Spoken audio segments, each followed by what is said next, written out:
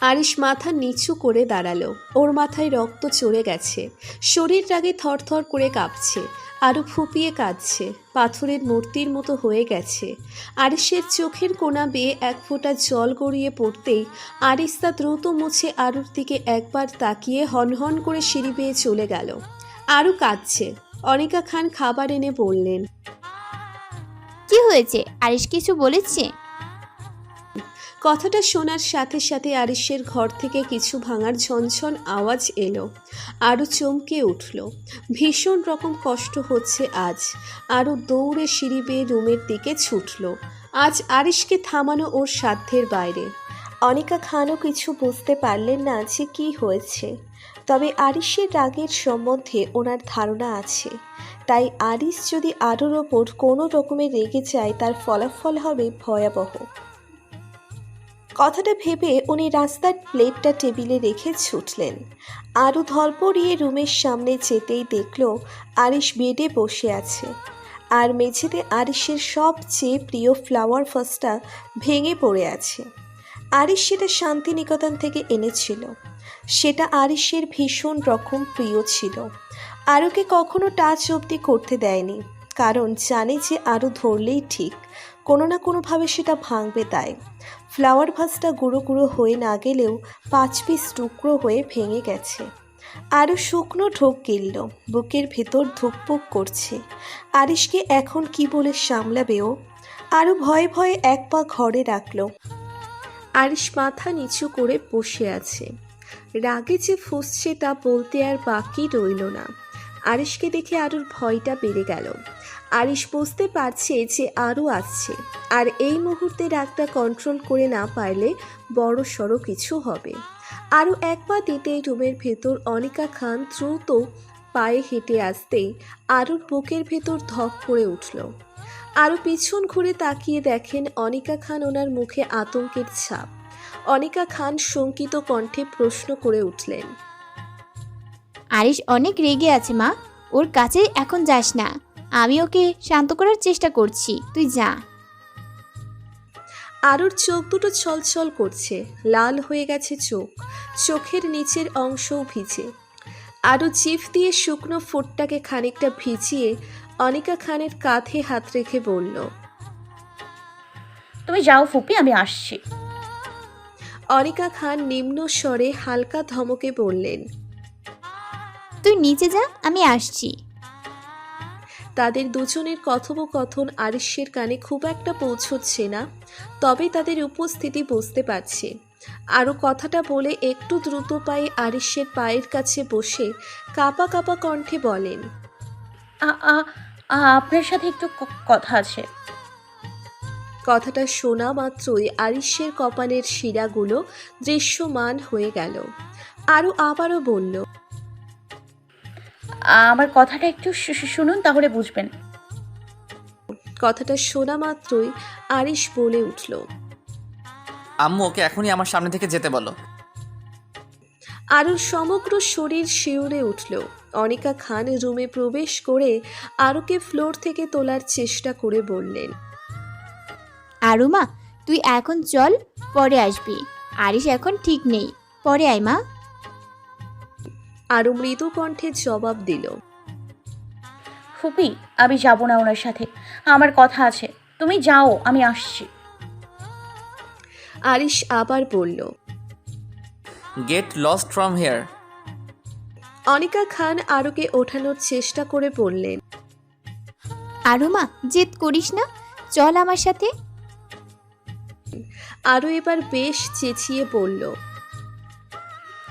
বললাম তো ফুপি, আমি ওনার সাথে কথা না বলে কোথাও যাব না। তুমি শুনছো না কেন? অনিকা খান থ হয়ে গেলেন। আরুর হাতটা ছেড়ে দিলেন। 2 কদম পিছিয়ে যেতেই উনি কেঁদে ফেললেন। নিঃশব্দে উনি ঘর থেকে বেরিয়ে গেলেন। আরু এখনও আরিশের পায়ের কাছে বসে আছে। উনি চলে যেতেই আরু উঠে গিয়ে দরজা দিয়ে এলো। আরিশের পাশে বসে আরিশের হাতটা ধরে বলল, আমার কথাটা আপনি একবার শুনুন। আরও হাত ধরা মাত্রই আরিশ আরুর দিকে তাকাতেই আরু ভয়ে হাতটা সরিয়ে নিল। আরিশের চোখ দেখেই ভয় পেয়ে গেছে ও। আরু আবার সাহস নিয়ে বলল, আই এম সরি। বিশ্বাস করুন, আমি যা করেছিলাম আপনার ভবিষ্যৎ আর আপনার ভালো কথা ভেবেই। আরিশ এবার বলে উঠল, আমার কোনো ভালো আপনি করতে চেয়েছিলেন বিনতে আরুশি রহমান? আরু ছলছল চোখে তাকিয়ে বলল, আমি আরুশি রহমান না, আমি মিসেস আবরার আরিশ খান। আর আমি আপনার ভবিষ্যতের কথা ভেবেই পাপি আপুর সাথে যোগাযোগ করেছিলাম, বিশ্বাস করুন। আর আপনার বিয়ে হলে আমার সাথে ডিভোর্স। আর কিছু বলতে পারল না আরু। আরিশ সপাটে গায়ের সর্বশক্তি দিয়ে আরুকে একটা থাপ্পড় দিল। আরু বিছানা থেকে পড়ে গেল। গালের বাদিকটার মাংস চেনে উঠে চলে এসেছে, এমন ব্যথা অনুভূতি হচ্ছে। আরু গালে হাতটা সরিয়ে মাটির দিকে নিচু করে তাকালো। আরিশ টেনে হিঁচড়ে আরুকে মাটি থেকে তুলে পড়ল। আমার কোন ভালো আপনি করতে চেয়েছিলেন বিনতে আরুশি রহমান? আমার ভালো? আমার ভালো? কোন ভালোটা করেছো তুমি আমার, যেখানে তুমি নিজেই জানো না আমার ভালোটা কিসে, আমার হ্যাপিনেসটা কিসে? আর ভালোবাসার তুমি তো কখনো আমাকে ভালোই বাসোনি, শুধু আমি তোমার কথা ভেবে গেছি। তোমার মানসিক চিন্তাভাবনা খুবই নিচু, তুমি ভীষণ ছোট মনের একটা মানুষ। ভালোবাসতেই জানো না তুমি, কারণ যে ভালোবাসতে জানে সে কখনো ভালোবাসার অপমান করে না। আর আজ তুমি আমার ভালোবাসার অপমান করে। আরুর চোখ থেকে জল গড়িয়ে পড়ছে। আরু তবুও কাঁপা কাঁপা স্বরে বলল, আমি হয়তো ভালোবাসতে পারি না, আর জানিও না যে কিভাবে ভালোবাসতে হয়, তাই দূরে চলে যেতে চেয়েছিলাম যে আপনার ভবিষ্যৎটা যেন আমার মতো অন্ধকারে না ডুবে যায়। আমি চেয়েছিলাম আপনি যেন বাবা হতে পারেন, আপনার যেন ভালো একটা বউ হয় যে আপনাকে ভালো রাখবে। আরিশের হাত কাঁপছে, চোখের জল চলে এসেছে, বুকের ভিতরটাতে অসম্ভব ব্যথা অনুভব করছে। আরিশ আবার বলল, সংসার আর বিবাহিত জীবন মানে শুধু ইন্টিমেট হওয়া না বা বাচ্চা জন্ম দেওয়া না, তার মাঝেও সুখ শান্তি নামক জিনিস থাকে যার ধারণা তোমার নেই। আর তোমার কি মনে হয় আমি তোমার শরীরটাকে পাওয়ার জন্য কাছে টেনে নিয়েছি, তোমাকে বিয়ে করেছি? আমার ভালোবাসার বর্ণনা আমি তোমার কাছে কখনো করব না, কারণ তুমি তার শোনারই যোগ্য না। কোনো রকম কারণ ছাড়াই নিঃস্বার্থভাবে ভালোবাসি তোমাকে, কারণে অকারণে ভালোবাসি তোমাকেই তো আমি আমার ছোট বেবি বলে মনে করি। আমি কি তোমাকে বলেছিলাম যে করেই হোক আমার বাচ্চা লাগবে? আমার মাঝে যদি কোনো সমস্যা থাকতো তাহলে তুমি কি আমাকে ছেড়ে চলে যেতে? যদি তুমি জানতে যে আমার কারণে তোমার বেবি হবে না, তাহলে তুমি নিশ্চয়ই আমাকে ছেড়ে চলে যাওয়ার কথা দুবারও ভাবতে না, কি তাই না? আরু আরিশকে জড়িয়ে ধরল। আরিশের বুকে মাথা রেখে কেঁদেই চলেছে। আরিশ আরুকে আগলে নিল না, রুক্ষ কণ্ঠে বলল, ডোন্ট টাচ মি। আমার কাছে সুখ পাচ্ছ না, তুমি চলে যেতে পারো। Get lost from my life, you don't deserve love. স্বার্থপর তুমি, বড্ড স্বার্থপর।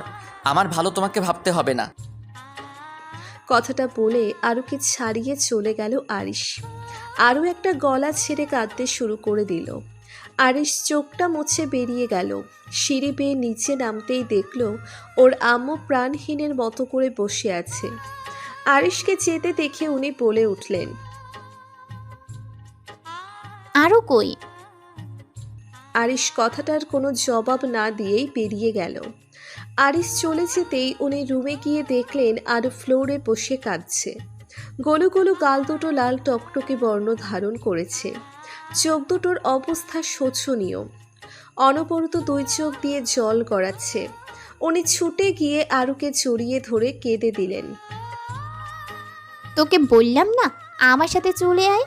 জানিস তো আরিশ রেগে গেলে ওর মাথার ঠিক থাকে না। আরু ওনাকে জড়িয়ে হাউমাউ করে কেঁদে দিল। আরও কিছু বলছে যা উনি বুঝতে পারছেন না, কারণ আরুর কথাগুলো জড়িয়ে জড়িয়ে যাচ্ছে। উনি আরুর গালে হাত রেখে বললেন, আরুমা, আরিশ কি তোকে মেরেছে? আরও কিছু বলল না।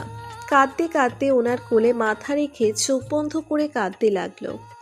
আর একটা সময়ে অজ্ঞান হয়ে গেল। পিটপিট করে চোখ খুলে তাকালো আরু। জ্বরের ঘোরে শরীরটা ব্যথায় টনটন করছে তার। তার উপর মাথা ব্যথা, চোখ দুটো ব্যথা করছে ভীষণ রকম। কোনো রকমে চোখটা খুলতেই হাতে হালকা টান পেতেই তাকিয়ে দেখল আরিশ ফ্লোরে বসে আছে, আর ওর হাতে হাত রেখে ড্যাব ড্যাব করে চেয়ে আছে আরুর দিকে। আরও একটু ঘাবড়ে গেল। আরিশ তাকিয়ে না থাকলে বোধহয় এত ইতস্তত অনুভব করতো না। লজ্জা, অনুশোচনা, ভয় সবকিছু একসাথে কাজ করছে। ভয়ে চোখটা বন্ধ করে ঘুমানোর চেষ্টা করলে আরিশ মৃদু কণ্ঠে বলে উঠল, তোমার জন্য আমি এতগুলো ঝাড়ি খেলাম, তার হিসেব নিকেশ না নিয়ে ঘুমিয়ে পড়ছো যে? ওপেন ইওর আইজ আরু পাখি। আরও ভয়ে ভয়ে চোখ খুলে ফেলল আর বেশ আমতা আমতা সুরে বলল, আই এম সরি, প্লিজ মাফ করে দিন। কথা বলার সময় আরুর কথাগুলো জড়িয়ে আসছিল, গলা শুকিয়ে গেছে, তার উপরে জ্বরে শরীরে আর শক্তি পাচ্ছে না। কথাটা শোনা মাত্রই আরিশ আরুর দিকে কিছুটা এগিয়ে যেতেই আরু গায়ের চাদরটা শক্ত করে খামচে ধরল। ও ভাবল আরিশ হয়তো রেগে পুনরায় ওকে থাপ্পড় মারার জন্য এগুচ্ছে।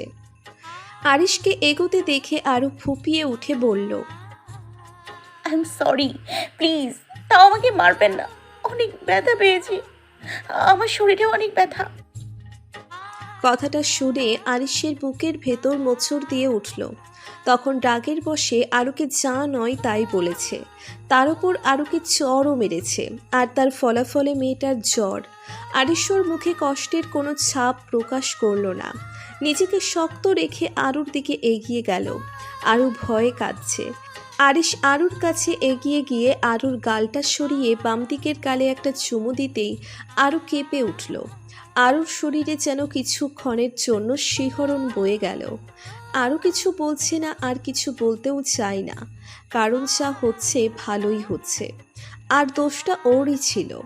আরিশ আরুর গালে চুমু দিয়ে আরুর বুকে মাথা রাখল, দুই হাত দিয়ে আরুকে জড়িয়ে রেখেছে, আর আরুর ওপর মাথা দিয়ে রেখেছে। আরু আরিশের দিকে তাকালো, চোখটা মুছে ঠোঁটে একটু হাসি ফোটালো। দুজনের মাঝেই নীরবতা, কারোর মুখ থেকে কোনো আওয়াজ বার হচ্ছে না, যেন কি বলবে তা বুঝেই উঠতে পারছে না। কিছুক্ষণ পর আরিশ বলে উঠল, আরু পাখি। আরও চমকে গেল, বেশ আমতা আমতা করে বলল, আপনি আমাকে ডাকছেন? আরিশ আগের মতোই গম্ভীর করে গম্ভীরতার মাঝেও এক প্রকার মিষ্টতার সুরে বলল, এই রুমে আর কোনো আরু পাখি আছে? থাকলেও আমি তো দেখতে পাচ্ছি না। আরও চুপ হয়ে যেতেই আরিশ বলল, চুপ করে আছো কেন? কথা বলো। আরও অবাক হয়ে বলল, কি বলবো? যেটা তোমার মন চায়।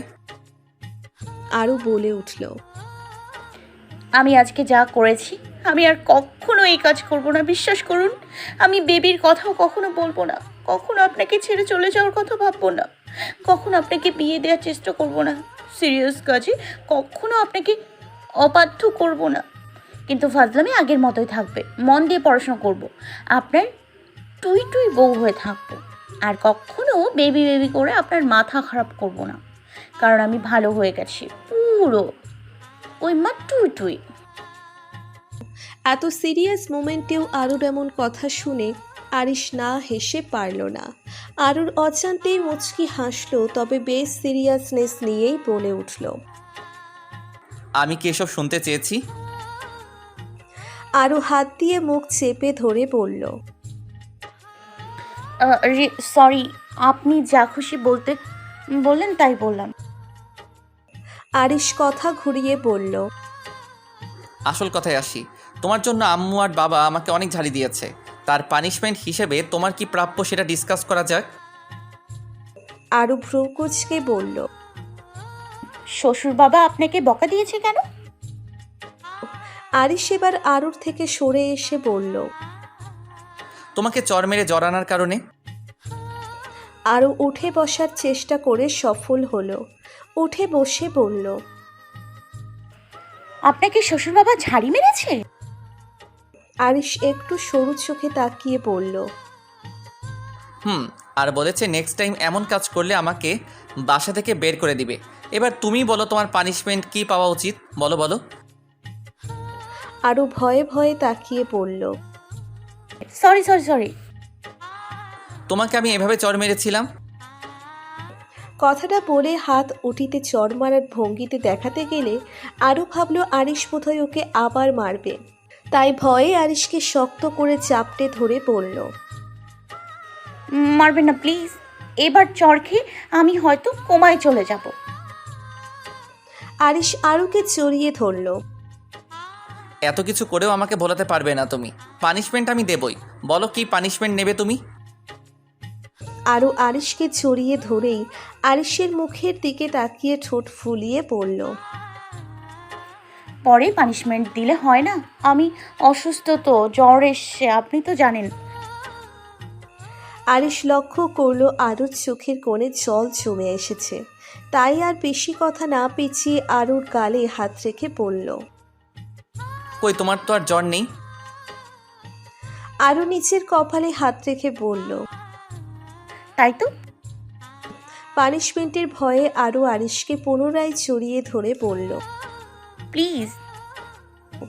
আরিশ আরুকে বিছানায় ধাক্কা দিয়ে ফেলে দিতেই আরু ধপ করে পড়ে গেল। নিমেষেই যেন শরীরের ব্যথাগুলো উধা। আরিশ আরুর ঠোঁটের কাছে মুখ রেখে বলল। সব পানিশমেন্ট টাফ হয় না, মাঝে মধ্যে কিছু কিছু পানিশমেন্ট শরীরের জন্য ভালো। কথাটা বলে আরুর ঠোঁটে স্লাইড করতে লাগলো। আরুর শরীরের কম্পন বাড়ছে, সমগ্র শরীর জুড়ে শীতলতা ছড়াচ্ছে, আর অন্যরকম অনুভূতি কাজ করছে। আরিশ আরুর গা থেকে ব্ল্যাঙ্কেটটা ফেলে দিয়ে আরুর হাত দুটো বেডের সাথে চেপে ধরল। আরুর আঙ্গুলগুলো নিজের আঙ্গুলের ভাঁজে চেপে ধরতেই আরু লজ্জায় মুখ ঘুরিয়ে নিল। আরিশ গলার কাছে মুখ নিয়ে গিয়ে বেশ কিছুক্ষণ আরুর গলায় গরম নিঃশ্বাস ফেলতেই আরও বেশ কাঁপা কাঁপা কণ্ঠে বলে উঠল। আমার হাতে লাগছে। আরুর কথা শুনেও আরিশ হাত ছাড়ল না। আরুর হাতটা মুঠিবদ্ধ করেই রাখলো আগের মতো। অবশেষে গলায় ঠোঁট ছোঁয়াতেই আরও কেঁপে কেঁপে উঠল। আরিশ হাতটা ছেড়ে ঠোঁটে ঠোঁট রাখতেই আরও আরিশের শার্টটা খামচি মেরে ধরতেই আরিশের মাঝে অনুভূতিটা দৃঢ় হলো। শার্টের বেশ কয়েকটা বোতাম খুলে আরুর ভয়ে কাচুমাচু করা মুখের দিকে তাকিয়ে পড়ল। আরু পাখি, নাও, ইউ আর গন। আরু চোখ বন্ধ করে নিল। রাতের গভীরতা বাড়ছে, আর তার সাথে বাড়ছে আরিশের ভালোবাসার গভীরতা, যার কোনো শেষ নেই। রাত 3:45। আরু কম্বলের ভিতরে পাটা ঢুকিয়ে নিয়ে মুখটাও কম্বলের ভিতরে লুকালো। পাশে আরিশ ওর দিকে ড্যাব ড্যাব করে তাকিয়ে আছে। আরু আরিশের দিকে উঁকি মেরে তাকিয়ে দেখলো, তারপর লজ্জা পেয়ে আবার মুখ লুকালো। আরিশ আরুকে আরও খানিকটা লজ্জা দেওয়ার জন্য বলল। এত ঢাকাঢাকির কি আছে? আমি কি কিছুই দেখি না নাকি টাচ করি না, কোনটা? আরিশের বলা কথাটা আরুকে ঘায়েল করার জন্য যথেষ্ট। আরু এবার কম্বল মুড়ি দিয়ে গুটি সুটি মেরে চুপ করে বলল। মিস্টার অভদ্র, স্টপ। আরিশ হো হো করে হেসে আরুকে ব্ল্যাঙ্কেটের ওপর থেকে জড়িয়ে ধরে পড়ল। দেখো, পরে আবার এটা নিয়ে তোমার শ্বশুর বাবার কাছে নালিশ দিও না, তাহলে তোমারই মান সম্মান যাবে, আমার না। আরু ঘ্যান ঘ্যান করে বলল।